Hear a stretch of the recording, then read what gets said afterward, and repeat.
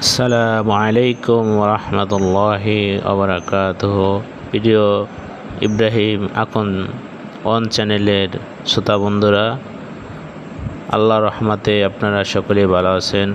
হযরত আনাস ইবনে মালিক রাদিয়াল্লাহু হইতে বর্ণিত আছে যে একদিন রাসূলুল্লাহ সাল্লাল্লাহু আলাইহি সাল্লামের সহিত হযরত মুআজ রাদিয়াল্লাহু তাআলা আনহু একই উটের পিঠে সওয়ার ছিলেন। রাসূলুল্লাহ সাল্লাল্লাহু আলাইহি ওয়াসাল্লাম পুনরায় রাসূলুল্লাহ সাল্লাল্লাহু আলাইহি ওয়াসাল্লাম বলিলেন, হে মুআজ ইবনে জাবাল।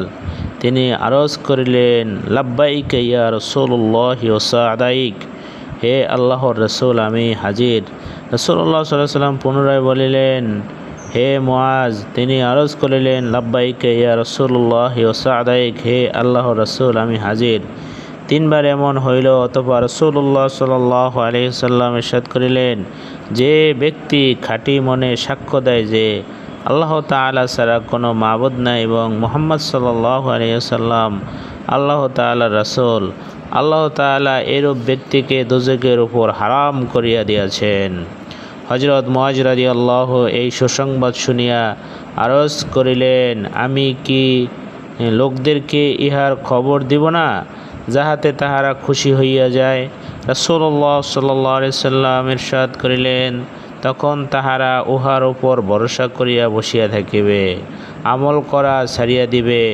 হযরত আনাস রাদিয়াল্লাহু তাআলা আনহু বলেন, হযরত মুআজ রাদিয়াল্লাহু তাআলা আনহু এই ভয়ে যে হাদিস গোপন করার গুনাহ না হইয়া যায়, জীবনের শেষ মুহূর্তে লোকদের মধ্যে এই হাদিস বর্ণনা করিয়াছেন।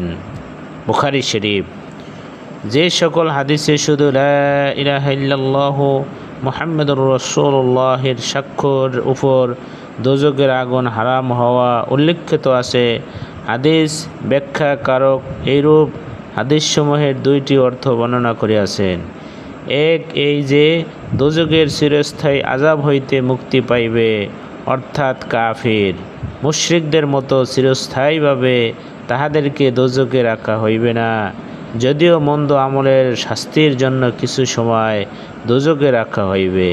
তৃতীয় অর্থ এই যে লা ইলাহা ইল্লাল্লাহু মুহাম্মাদুর রাসূলুল্লাহের সাক্ষ্যের ভিতর পুরা ইসলামী জিন্দেগি অন্তর্ভুক্ত রহিয়াছে।